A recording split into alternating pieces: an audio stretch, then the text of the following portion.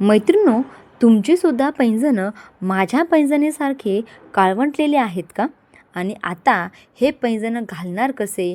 सोनाराकडे जायला वेळ नाही, पॉलिशला दिले तर झिजण्याची शक्यता आहे. मग अशा वेळेस ₹1 खर्चामध्ये काळवंटलेल्या चांदीचे पैंजणं करा चकाचक घरगुती मॅजिक ट्रिक वापरून. तर मैत्रिणींनो, तुम्ही माझे हे पैंजण पाहू शकता किती काळवंटलेले आहेत.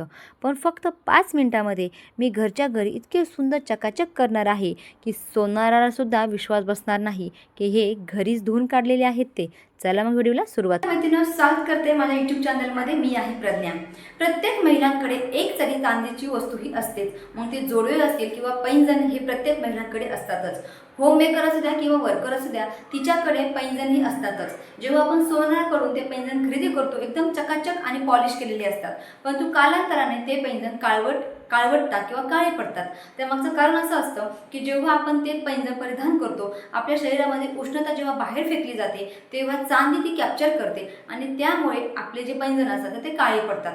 बऱ्याच स्त्रियांच्या शरीरामध्ये भरपूर उष्णता असते आणि त्यामुळे त्यांचे पैंजण बऱ्याच वेळा काळे पडतात. मग सोनाराकडे बऱ्याच वेळा जाऊन सुद्धा कितीही तुम्ही धुवून आणले, चकाचक करून आणले, तरी सुद्धा आपण जेव्हा परिधान करतो परत ते पैंजण, तेव्हा ते काळीच पडतात. मग अशा वेळेस आपला तर वेळ जातो, पैसेही जातात आणि सारखे सारखे सोनाराकडून जर आपण जाऊन चांदी धुवून काढली तर चांदी झिजण्याची सुद्धा शक्यता असते. त्यामुळे घरच्या घरी आपण फक्त ₹1 खर्च करून आपले पैंजण एकदम चकाचक, एकदम सुंदर करू शकतो. तुम्ही व्हिडिओमध्ये माझा बिफोर आणि आफ्टर फोटो पाहू शकताय की हे माझे लग्नामधले पैंजण आहेत आणि हे मला भरपूर आवडतात. परंतु याच्यावरती थोड्या वेळाच्या नंतर काळे पडतात आणि आपण दररोज असे हेवी पैंजण घालत नाहीत. परंतु जेव्हा फंक्शन असतं तेव्हा असे पैंजण घालतो आणि तुम्ही जर डेली पैंजण घालत असाल तरीसुद्धा तुम्ही अशा पद्धतीने हे पैंजण धुवून काढू शकता. मी तुम्हाला बिफोर आणि आफ्टर दोन्ही इथे फोटो दाखवत आहे. परंतु हे एवढे सुंदर चकाचक मी कशा पद्धतीने घरच्या घरी वस्तू वापरून स्वच्छ केलेले आहेत ते तुम्हाला या व्हिडिओमध्ये सांगणार आहे. तर चला मैत्रिणींनो, व्हिडिओला सुरुवात करूया. चांदीचे पैंजण स्वच्छ करण्यासाठी सर्वात अगोदर आपण गॅसवरती एक पातेलं ठेवणार आहोत आणि त्यामध्ये 1 किंवा 1.5 ग्लास पाणी ओतायचं आहे.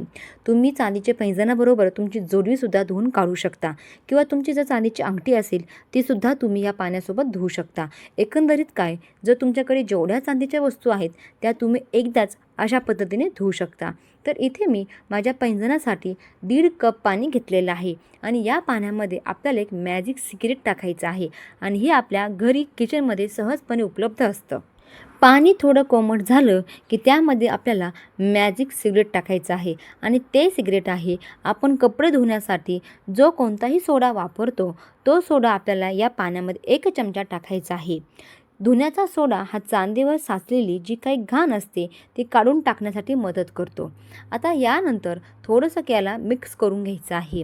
यात एकंदरीतपणे सर्व जो काही सोडा आहे तो वितळून गेल्याच्या नंतर आपल्याला दुसरी आणि महत्त्वाची दुसरी सिक्रेट वस्तू टाकायची आहे आणि तीसुद्धा आपल्या किचनमध्ये सहजपणे उपलब्ध असते. तर ती खाण्याचा सोडा.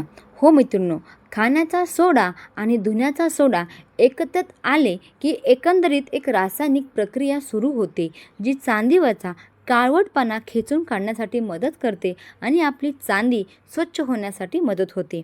त्यामुळे उकळत्या पाण्यामध्ये दोन्हीही वस्तू म्हणजेच धुण्याचा सोडा आणि खाण्याचा सोडा मिक्स करून घ्यायचा आहे आणि त्यानंतर तुमचे जे काही काळी पडलेली पैंजण आहेत ती हे तुम्हाला ह्या पाण्यामध्ये टाकायची आहेत. तुम्ही इथे पाहू शकताय मी माझी काळी पडलेली पैंजणं या पाण्यामध्ये टाकत आहे. मी तुम्हाला पाठीमागून आणि पुढून दोन्ही साईडनी दाखवत आहे. माझे दोन्ही पैंजण खूप काळे पडलेले आहेत. आता यावरची घाण काढण्यासाठी मला फक्त 10 ते 15 मिनिटं लागणार आहेत, कारण की ही जो सिगरेट आपण तयार केलेली आहे हे घरगुती आहे आणि याचा रिझल्टसुद्धा खूप सुंदर आहे. तर मैत्रिणींनो, 10 ते 15 मिनिटं मी या पाण्यामध्ये मिक्स करून घेत आहे. तुम्ही थोड्या वेळाने पाहू शकता यामधलं जे पाणी आहे तर हे आता पांढरं शुभ्र आहे, परंतु जेव्हा चांदी ही घाण बाहेर काढते तेव्हा हेच पाणी काळं पडलेलं तुम्हाला दिसून येईल. तर मैत्रिणींनो, एक 5-10 मिनिटांनंतर तुम्ही इथे पाहू शकता जे पाणी पांढरं शुभ्र होतं ते पाणी आता काळं पडलेलं आहे. याचा अर्थ माझ्या पैंजणाने त्यावरची जी घाण आहे तर ती बाहेर टाकलेली आहे आणि त्यामुळेच हे पाणी काळं पडलेलं आहे. पैंजणावरचा जो काही काळवटपणा आहे तो हळूहळू दूर होत चाललेला आहे. त्यामुळेच हे पाणी काळं पडलेलं आहे. आता एकंदरीतपणे आपल्याला हे पैंजण सर्वीकडून मिक्स करून घ्यायचे आहेत. एका जागेवरती जर आपण पैंजण ठेवले तर त्यावरची घाण लवकर निघणार नाही. त्यामुळे सतत या पैंजणाला ढळवत राहायचं आहे आणि चेक करून पाहायचं आहे की चांदी किती पांढरी होत चाललेली आहे. 5-10 मिनटं तुम्हाला जर वाटलं की तुमचे पैंजणं लगेच स्वच्छ झालेले आहेत तर अतिउत्तम. परंतु माझ्या पैंजणावरती भरपूर काळवटपणा आहे. त्यामुळे मला साधारणपणे 7 ते 10 मिनटं मी हे पाण्यामध्ये असेच व्यवस्थितपणे उकळून दिलेले आहेत, जेणेकरून यावरची सर्व घाण निघून जाईल आणि स्वच्छ होण्यासाठी मदत होणार आहे. फक्त हे काम करत असताना आपल्याला गॅस हा कमी ठेवायचा आहे. जर आपण गॅस वाढवला किंवा फुल केला तर पाणी उकळून जाण्याची शक्यता असते.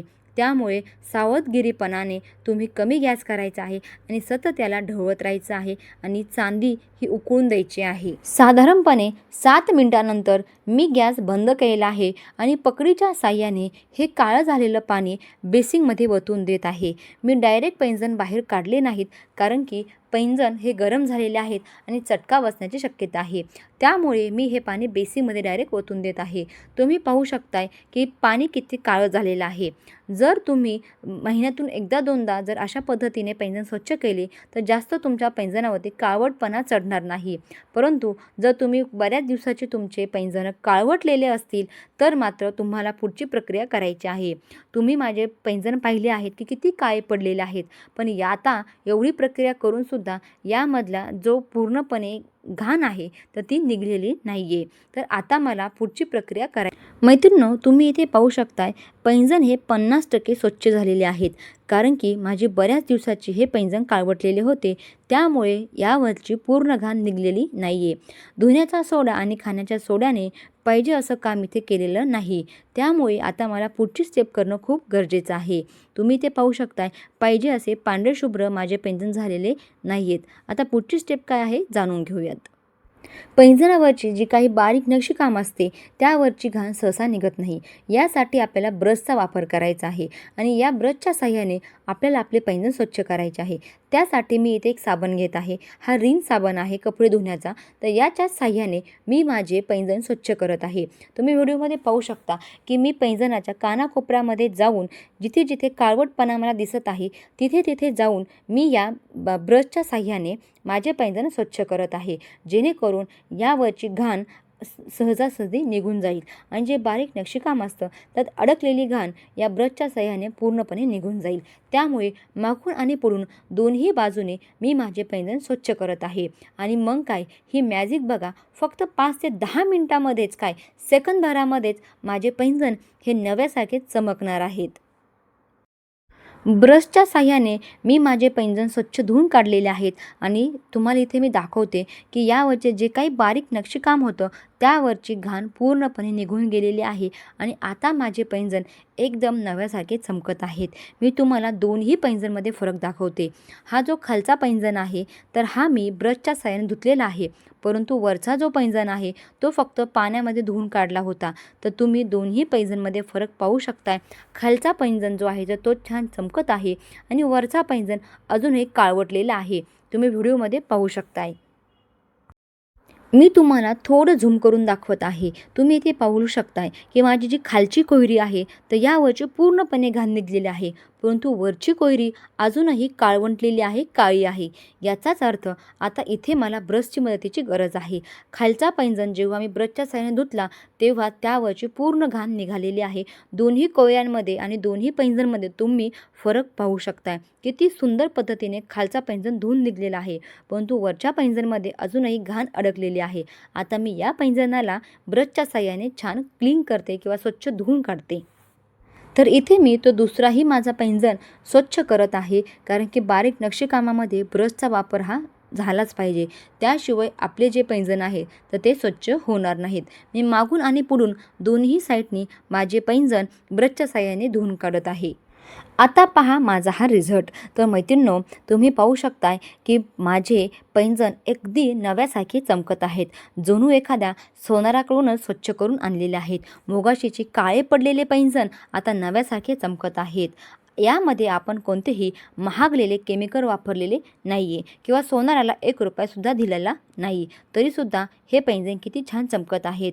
या पद्धतीने तुम्ही चांदीच्या वाट्या, चमचे किंवा देवाच्या मूर्त्यासुद्धा स्वच्छ करू शकता. तर मैत्रिणींनो, अशा पद्धतीने मी माझे पैंजण घरच्या घरी स्वच्छ केलेले आहेत. तुम्ही पाहू शकताय की सुरुवातीला यावरती किती काळ्या रंगाचा गंज चढलेला होता किंवा माझे हे पैंजण पूर्णपणे काळे झाले होते. तर मैत्रिणींनो, तुम्ही आता पाहू शकता एकदम पांढरे शुभ्र असे हे पैंजण झालेले आहेत. सोनाराकडे न जाता आणि विशेष म्हणजे चांदी झिजण्याची सुद्धा शक्यता नाही आहे आणि सोनाराकडे जाऊन त्यांच्याकडे द्या आणि परत 2-3 दिवसांनी आपले पैंजण घेऊन या. यापेक्षा लवकरात लवकर आपल्या घरी जर अचानक काही कार्यक्रम असेल किंवा तुम्हाला लग्नाला जायचं असेल आणि अचानकपणे तुम्हाला अशी हेवी पैंजण घालण्याची इच्छा झाली असेल तर तुम्ही हे पैंजण घालू शकता आणि जास्त वेळ न घेता तुमचे हे घरच्या घरी स्वच्छ होणार आहेत. तर मैत्रिणींनो, तुम्ही पाहू शकता मी दोन्हीही पैंजण माझे एकदम स्वच्छ आणि चकाचक केलेले आहेत. आय होप मैत्रिणींनो, तुम्हाला माझा हा व्हिडिओ नक्कीच आवडला असणार आहे. व्हिडिओ जर आवडला तर लाईक करा, शेअर करा आणि हो, डिजिटल हेल्पलाईन या चॅनलला सबस्क्राईब करायला विसरू नका. धन्यवाद.